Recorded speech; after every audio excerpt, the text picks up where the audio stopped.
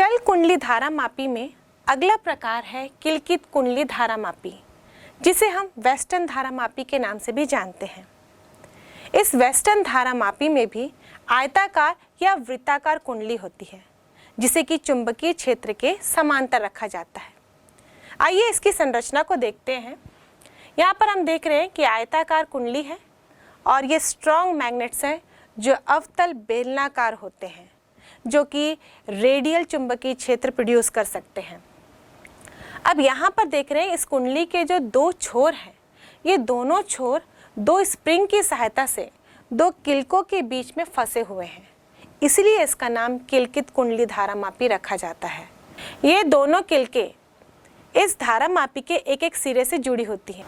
यहाँ हम देख रहे हैं कि P1 किलक यानी कि पाइवट P1 वो जुड़ा है T1 से और पाइवट P2 वो जुड़ा है T2 से। और जब धारामापी को किसी परिपथ में धारा का मापन करने के लिए जोड़ा जाएगा तो उसे परिपथ में 20 से काट कर हम इसे T1 और T2 की सहायता से श्रेणी क्रम में जोड़ देते हैं। यहाँ पर आप देखेंगे बच्चों कि इस कुंडली के साथ एक सुई जुड़ी हुई है और ये सुई एल्युमिनियम की बनी होती है, क्योंकि एल्युमिनियम अचुंबकीय पदार्थ है, यानी कि चुंबकीय क्षेत्र से ये प्रभावित नहीं होता। और ये चुंबकीय सुई के सामने एक वृत्तीय पैमाना है जिसके केंद्र में 0 है और दोनों साइड ये सुई गति कर सकती है। यहाँ पर हम देख रहे हैं कि दोनों साइड बराबर पैमाने बने हुए हैं और ये सुई दोनों ही साइड इन पैमानों में गति कर सकती है। इस पूरे सेटअप को एक अचुंबकीय बॉक्स के अंदर रखा जाता है ताकि आसपास के चुंबक का इस पर कोई प्रभाव ना पड़े। साथ ही पृथ्वी भी तो एक चुंबक ही है, तो पृथ्वी के चुंबकीय क्षेत्र से भी बचाने के लिए इसे अचुंबकीय बॉक्स के अंदर रखा जाता है और इसके सामने के हिस्से में कांच लगा दी जाती है।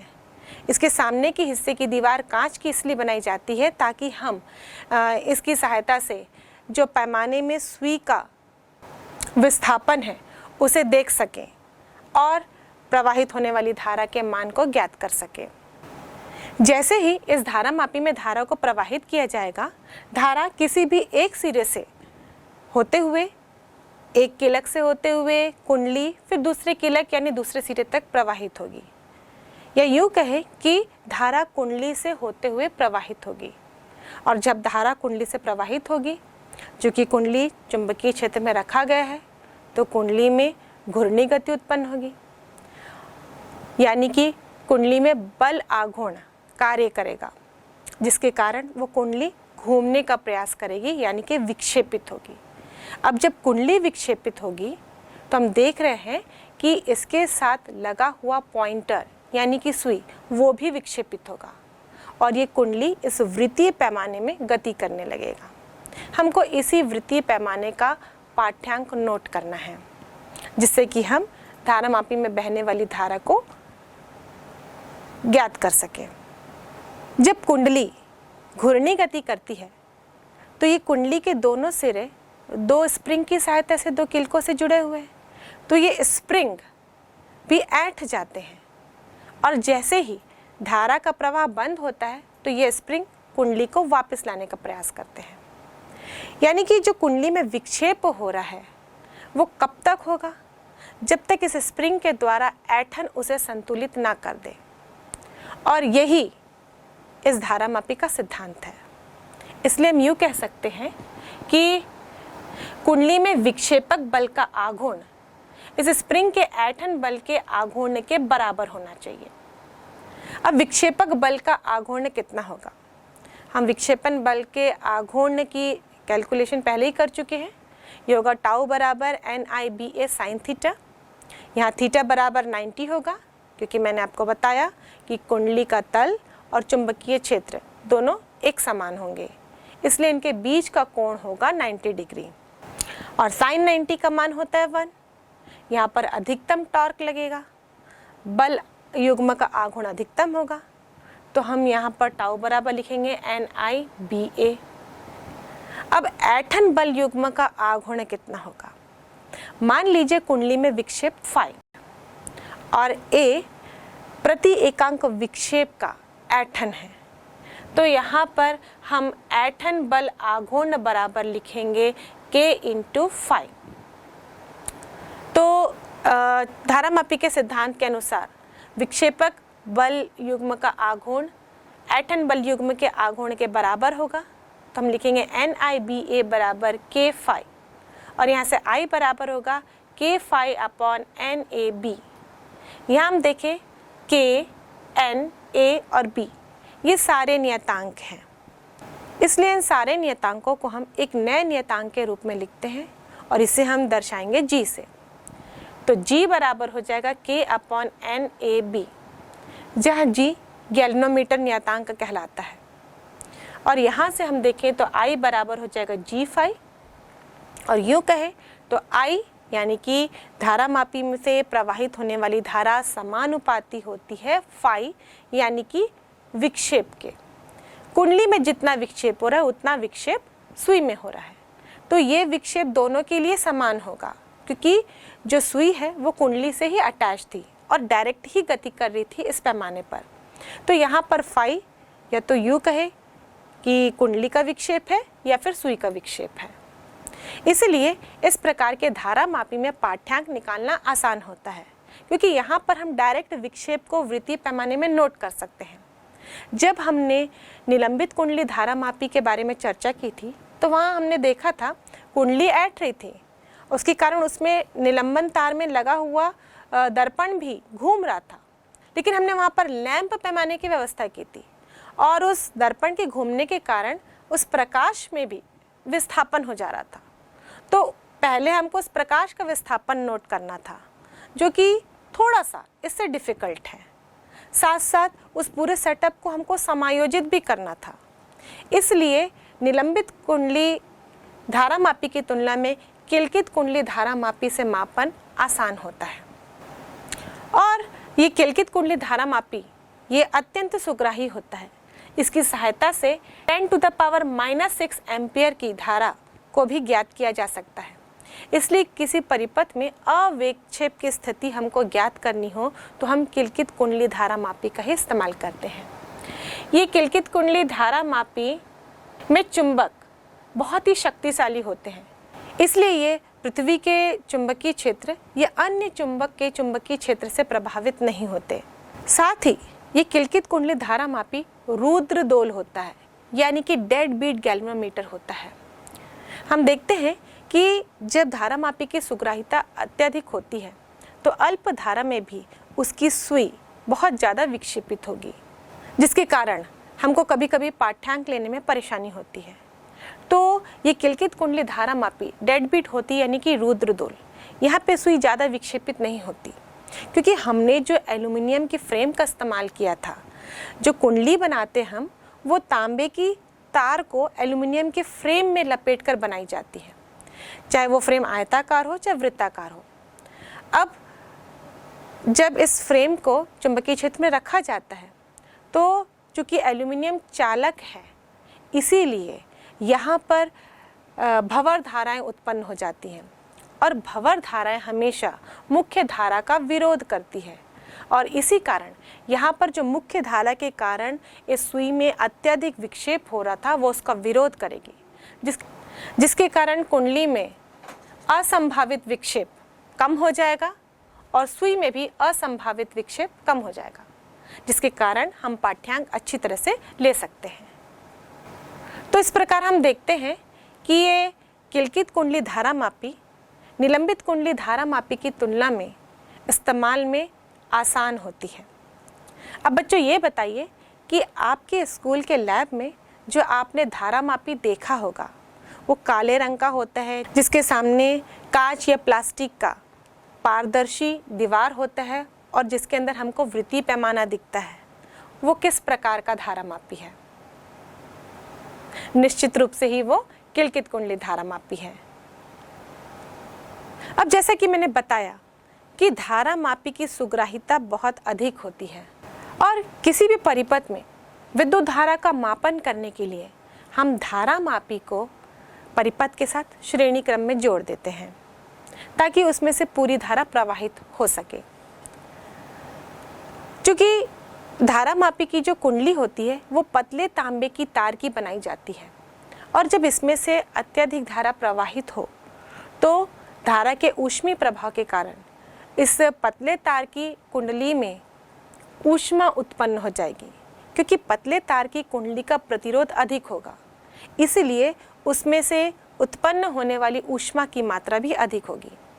तो जब अत्यधिक धारा प्रवाहित होती है तो इस कुंडली के जलने के चांसेस भी होते हैं, मतलब ये तांबे की धार पिघल सकती है, जल सकती है।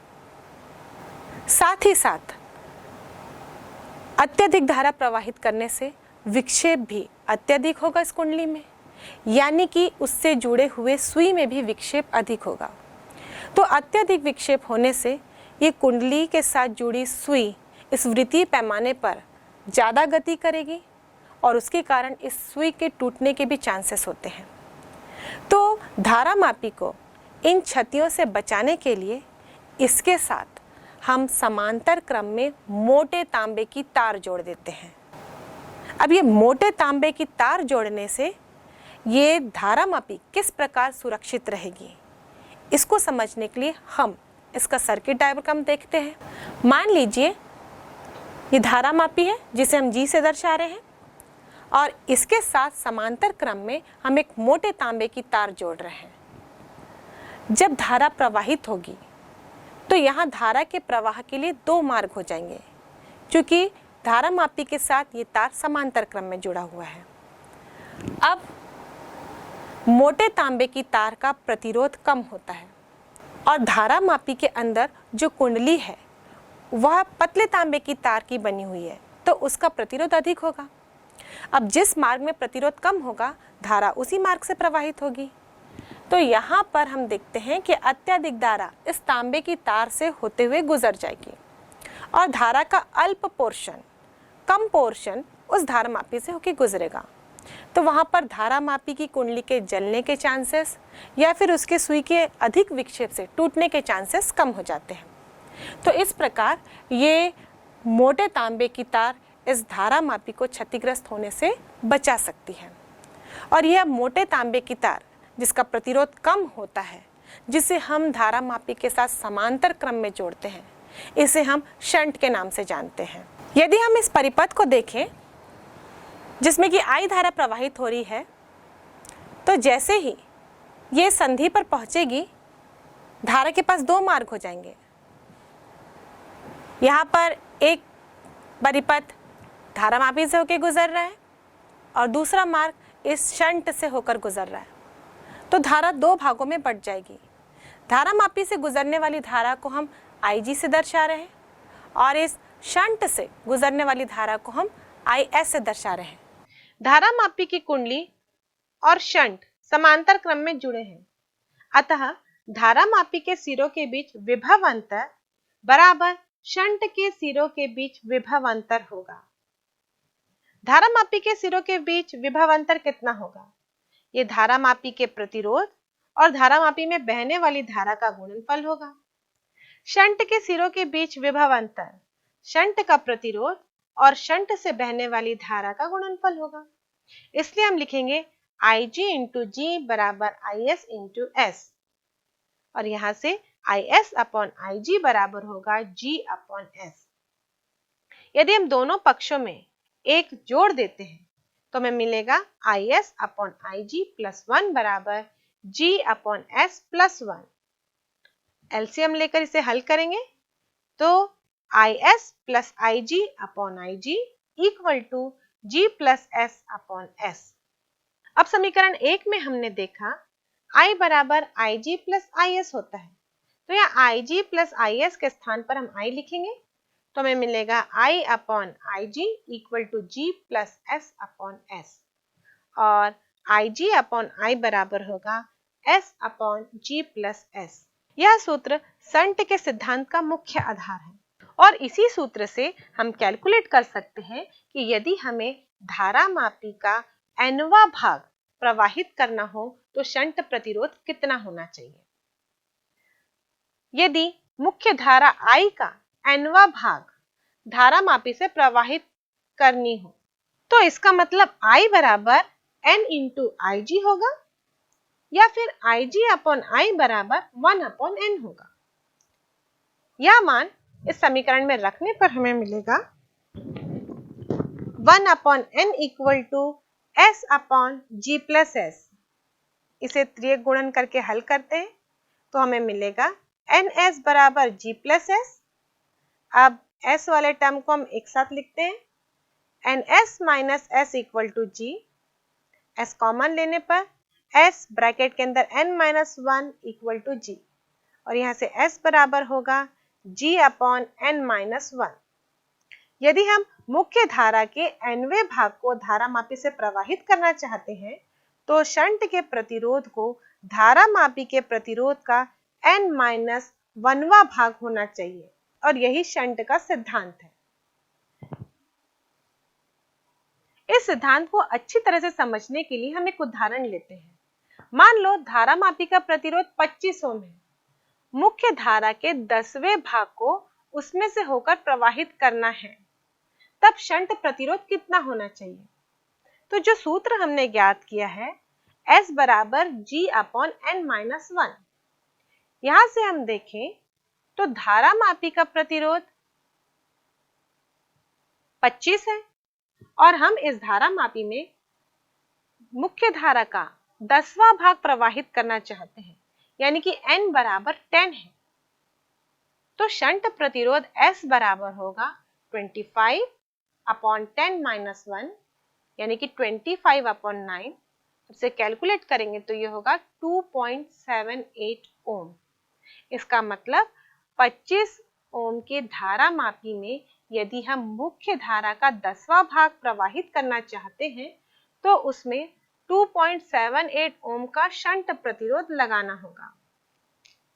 तो इस प्रकार बच्चों, इस शंट के सिद्धांत को जानने के बाद आइए देखते हैं शंट के क्या क्या लाभ हैं। सबसे पहला तो ये धारामापी को क्षतिग्रस्त होने से बचाता है, उसकी कुंडली को जलने से, उसके संकेतक को टूटने से बचाता है यदि अत्यधिक धारा प्रवाहित हो रही हो तो। दूसरा, धारामापी को किसी परिपथ में श्रेणी क्रम में जोड़ा जाता है जिससे कि हम धारा का मापन कर सके।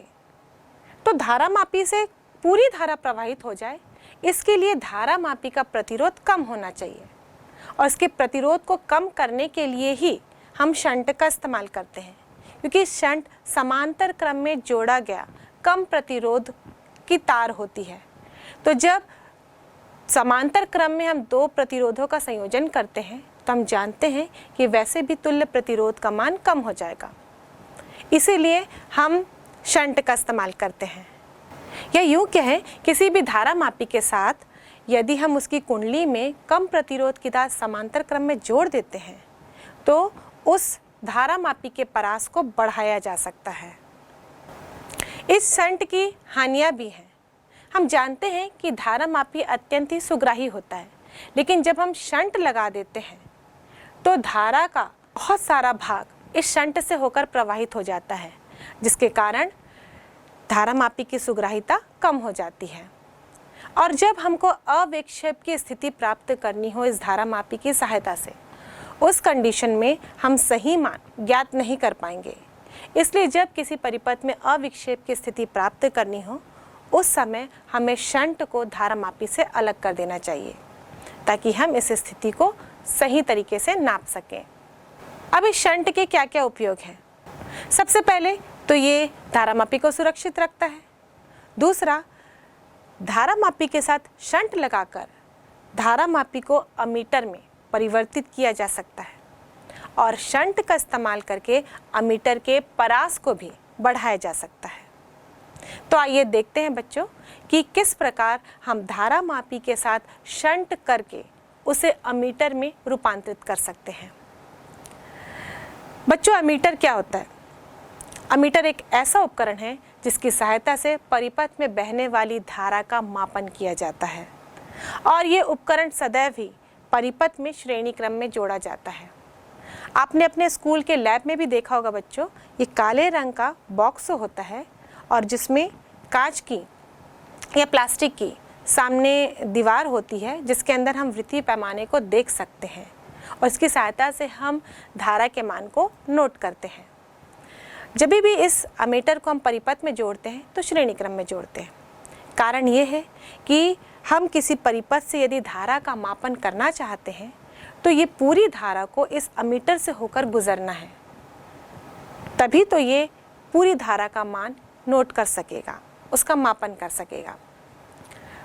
तो एक अमीटर का प्रतिरोध कम होना चाहिए, तभी तो उसमें से पूरी की पूरी धारा प्रवाहित हो सके।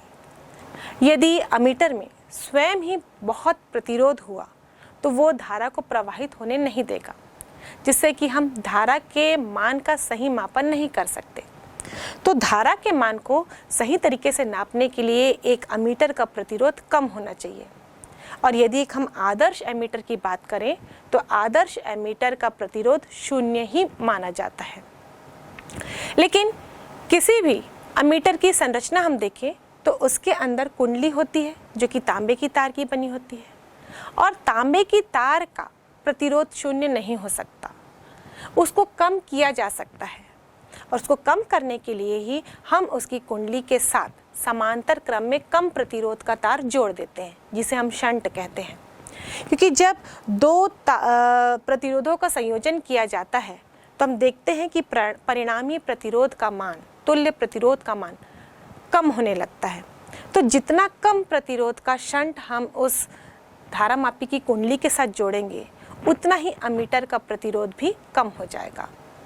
और इस प्रकार हम धारामापी की कुंडली के साथ समांतर क्रम में कम प्रतिरोध की तार को जोड़कर उसे अमीटर में रूपांतरित कर सकते हैं। जब हम शंट को धारामापी के साथ जोड़ते हैं तो उसका सर्किट कुछ इस प्रकार दिखता है। अब ये शंट प्रतिरोध कितना होना चाहिए, तो हम देख रहे हैं कि अगर I धारा इस परिपथ से प्रवाहित हो रही है तो इसके पास 2 मार्ग होंगे। ये धारामापी से प्रवाहित होने वाली धारा को हम IG से दर्शा रहे हैं, और जो धारा बच रही है यानी कि I माइनस IG वो इस कम प्रतिरोध की तार यानी कि शंट से होकर गुजर रही है। ये शंट और धारामापी की कुंडली दोनों समांतर क्रम में है, इसलिए इन दोनों के सिरों के बीच विभव अंतर भी सेम होगा। तो हम दोनों के विभव अंतर को समान करेंगे यानी कि बराबर करेंगे। शंट का विभव अंतर कैसे निकालेंगे, उसमें प्रवाहित होने वाली धारा और उसके प्रतिरोध को गुणा करेंगे, क्योंकि ओम के नियम से V इक्वल टू होता है IR, विभवांतर बराबर प्रतिरोध इंटू धारा। तो शंट से प्रवाहित होने वाली धारा I माइनस IG है, इसका प्रतिरोध S है, तो ये शंट का विभव अंतर बताएगा, बराबर धारामापी से प्रवाहित होने वाली धारा IG है, इसका प्रतिरोध G है, तो हम लिखेंगे IG इंटू G। यहाँ से S बराबर होगा IG upon I minus IG into G।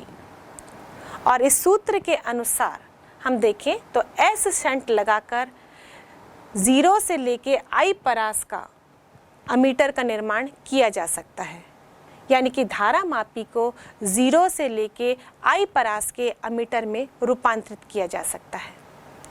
अब इस पूरे अमीटर का कुल प्रतिरोध कितना होगा, यहाँ पर हम देख रहे हैं कि कुंडली की तार और ये शंट दोनों समांतर क्रम में जुड़े हैं, तो अमीटर का कुल प्रतिरोध हो जाएगा 1 अपॉन RA बराबर 1 upon S plus 1 upon G, या RA बराबर होगा GS upon G plus S।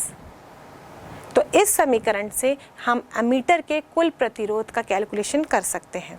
अब हम धारामापी को मिली एमीटर में किस प्रकार कन्वर्ट करेंगे। बच्चों, ये क्वेश्चंस एग्जाम में आते हैं कि धारामापी को एमीटर में किस प्रकार कन्वर्ट किया जाता है या मिली एमीटर में किस प्रकार कन्वर्ट किया जाता है। तो हम जानते हैं कि मिली एमीटर का प्रतिरोध सामान्य एमीटर की तुलना में थोड़ा अधिक होता है, क्योंकि ये मिली में यानी कि अल्प धारा का मापन कर रहा है, इसलिए इस मिली एमीटर का प्रतिरोध सामान्य एमीटर की तुलना में अधिक होता है। मतलब अब धारामापी को यदि मिली एमीटर में कन्वर्ट करना है तो इसका प्रतिरोध सामान्य एमीटर की तुलना में थोड़ा सा अधिक होना चाहिए। इसका मतलब जो एमीटर का प्रतिरोध था उसके मान को हमको बढ़ाना है, तो हम जो शंट इस्तेमाल कर रहे हैं उसके प्रतिरोध को बढ़ा देंगे। इस तरह से थोड़े से अधिक प्रतिरोध के शंट का इस्तेमाल करके हम धारा मापी को मिली एमीटर में परिवर्तित कर सकते हैं। तो आइए बच्चों, इसके आधार पर हम एक आंकिक प्रश्न सॉल्व करते हैं। एक धारा मापी में जिसकी कुंडली का प्रतिरोध 100 ओम है, 1 मिली एम्पियर की धारा प्रवाहित करने पर पूर्ण स्केल विक्षेप प्राप्त होता है। इसे 1 एम्पियर पर आस के एमीटर में परिवर्तित करने के लिए आवश्यक प्रतिरोध की गणना कीजिए। प्रश्न में दिया गया है G बराबर 100 ओम, IG बराबर 1 मिली एम्पियर, मिली एम्पियर को एम्पियर में कन्वर्ट करेंगे 1/1000 एम्पियर, यानी कि 1 × 10⁻³ एम्पियर, और I बराबर 1 एम्पियर है। मान लो धारा मापी की कुंडली के साथ S प्रतिरोध का शंट जोड़ा जाता है, तो सूत्र अनुसार S बराबर Ig/I - Ig × G। अब ये सारे मान इस सूत्र में रख देने पर हमें मिलेगा 100/999, जिसे सॉल्व करेंगे तो ये होगा 0.1 ओम। धारा मापी को वोल्ट मीटर में भी रूपांतरित किया जा सकता है। ये वोल्ट मीटर ऐसा उपकरण होता है जो किसी परिपथ में दो बिंदुओं के बीच में विभव अंतर का मापन कर सकता है। तो इस वोल्ट मीटर को परिपथ में किस प्रकार जोड़ा जाता है? इस वोल्ट मीटर को किसी भी परिपथ में समांतर क्रम में जोड़ा जाता है यदि उस परिपथ के किसी दो बिंदुओं के बीच में हमको विभव अंतर का मान ज्ञात करना हो। तो मान लीजिए हमारे पास परिपथ में एक प्रतिरोध है और इसके सिरों के मध्य हमको विभव अंतर ज्ञात करना हो, तो हम उन दोनों बिंदुओं के साथ इस वोल्ट मीटर को समांतर क्रम में जोड़ देंगे। अब जब धारा प्रवाहित होगी तो यहाँ पर धारा के प्रवाह के लिए दो मार्ग हो जाएंगे, यानी कि कुछ धारा वोल्ट मीटर से भी प्रवाहित हो जाएगी और कुछ धारा तो मुख्य परिपथ से प्रवाहित होगी। यानी कि यूं कह सकते हैं हम कि मुख्य परिपथ में धारा का मान परिवर्तित हो जाएगा और धारा के मान में परिवर्तित हुआ तो उसके सिरों के मध्य विभव अंतर भी परिवर्तित हो जाएगा। इसीलिए एक वोल्ट मीटर का प्रतिरोध अधिक होना चाहिए ताकि उस परिपथ में से जिसमें कि वोल्ट मीटर जोड़ा है धारा प्रवाहित ना हो। पूरी धारा मुख्य परिपथ में से ही प्रवाहित हो जिस परिपथ में हमको विभव अंतर ज्ञात करना हो। तो अब धारा मापी को वोल्ट मीटर में परिवर्तित करने के लिए हमारे पास ये कॉन्सेप्ट है कि वोल्ट मीटर का प्रतिरोध अधिक होना चाहिए। अब धारा मापी के प्रतिरोध को बढ़ाने के लिए हम क्या करेंगे? उसकी कुंडली के साथ उच्च प्रतिरोध का तार श्रेणी क्रम में जोड़ देंगे, क्योंकि हम जानते हैं कि प्रतिरोधों के श्रेणी क्रम संयोजन में तुल्य प्रतिरोध का मान बढ़ जाता है। तो जितने ही उच्च प्रतिरोधों को आप जोड़ेंगे उतना ही तुल्य प्रतिरोध का मान बढ़ जाएगा। तो यहाँ पर हम धारा मापी को वोल्ट मीटर में परिवर्तित करने के लिए उसकी कुंडली के साथ एक उच्च प्रतिरोध की तार श्रेणी क्रम में जोड़ देते हैं। जब उच्च प्रतिरोध की तार श्रेणी क्रम में जोड़ी जाती है तो धारा के प्रवाह के लिए केवल एक ही मार्ग हो जाता है इस वोल्ट मीटर से जिसका प्रतिरोध बढ़ चुका होता है, और इसीलिए इस वोल्ट मीटर से धारा प्रवाहित नहीं होती और ये वोल्ट मीटर किसी भी परिपथ में दो बिंदुओं के बीच में विभव अंतर का मापन अच्छे तरह से कर सकता है। यूँ कहें कि एक आदर्श वोल्ट मीटर का प्रतिरोध अनंत होना चाहिए, मतलब उस परिपथ में से कोई भी धारा प्रवाहित नहीं होनी चाहिए। इस परिपथ को हम देखें तो ओम के नियम के अनुसार V = होता है IR। तो इस वोल्ट मीटर का विभव V बराबर हो जाएगा IG × टोटल प्रतिरोध। यहाँ पे प्रतिरोधों को श्रेणी क्रम में जोड़ा गया है, तो यहाँ पे हम लिखेंगे G + R, जहाँ पर G धारा मापी का प्रतिरोध है और R ये उच्च प्रतिरोध है जिसको हमने धारा मापी की कुंडली के साथ श्रेणी क्रम में जोड़ा है। तो यहाँ से R बराबर हो जाएगा V/IG - G। मतलब इस R प्रतिरोध की तार को जोड़कर हम किसी भी धारा मापी को 0 से लेकर V वोल्ट के परास के वोल्ट मीटर में कन्वर्ट कर सकते हैं। और इस प्रकार इस वोल्ट मीटर का कुल प्रतिरोध हो जाएगा RV बराबर R प्लस G। अब मान लीजिए हमको धारा मापी को मिली वोल्ट मीटर में कन्वर्ट करना है। हम जानते हैं कि मिली वोल्ट मीटर का प्रतिरोध वोल्ट मीटर की तुलना में कम होता है। मतलब अब हमको इस प्रकार व्यवस्था करनी है कि धारा मापी को वोल्ट मीटर में रूपांतरित करते समय उसका प्रतिरोध कम हो जाए।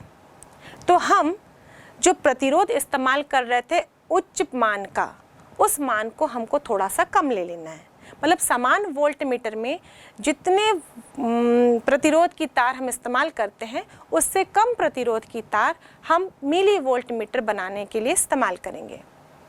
तो इस प्रकार कम प्रतिरोध की तार को यदि श्रेणी क्रम में जोड़ा जाता है धारा मापी की कुंडली के साथ, तो इस प्रकार सामान्य वोल्ट मीटर में जितने प्रतिरोध की तार हम इस्तेमाल करते थे उससे कम प्रतिरोध की तार को हम धारा मापी की कुंडली के साथ श्रेणी क्रम में जोड़कर उसे मिली वोल्ट मीटर में कन्वर्ट कर सकते हैं।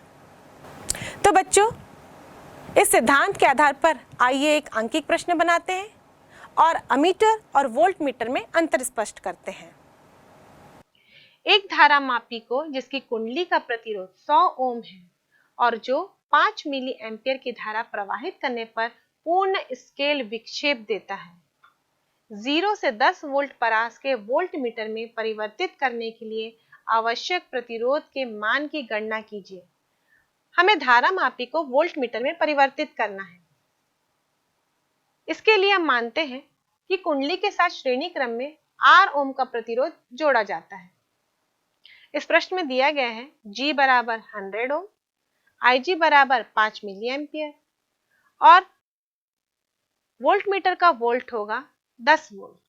सूत्र अनुसार R बराबर V upon IG minus G। अब ये सारे मान हम इस समीकरण में रखेंगे। यहाँ IG बराबर 5 मिली एम्पियर है, तो मिली एम्पियर को हम एम्पियर में कन्वर्ट करेंगे, यानी कि 1000 से भाग देंगे, तो ये हो जाएगा 5 × 10⁻³ एम्पियर। और सूत्र में मान रखने पर हमें मिलेगा 2000 माइनस 100 यानी कि 1900 ओम। तो इस प्रकार 1900 ओम का प्रतिरोध कुंडली के साथ श्रेणी क्रम में जोड़ने से धारा मापी को 10 वोल्ट के परास के वोल्ट मीटर में परिवर्तित किया जा सकता है। अमीटर, वोल्ट मीटर, इसकी सहायता से विद्युत परिपथ में बहने वाली धारा की माप की जाती है। इसकी सहायता से विद्युत परिपथ के किन्हीं दो बिंदुओं के बीच विभव अंतर की माप की जाती है। इसकी कुंडली के साथ समांतर क्रम में अल्प प्रतिरोध का शंट जोड़ा जाता है। इसकी कुंडली के साथ श्रेणी क्रम में उच्च प्रतिरोध का तार जोड़ा जाता है। इसे विद्युत परिपथ में सदैव श्रेणी क्रम में जोड़ा जाता है। इसे विद्युत परिपथ में सदैव समांतर क्रम में जोड़ा जाता है। इसका प्रतिरोध बहुत ही कम होता है। एक आदर्श अमीटर का प्रतिरोध 0 होता है। इसका प्रतिरोध अत्यधिक होता है। एक आदर्श वोल्टमीटर का प्रतिरोध अनंत होता है।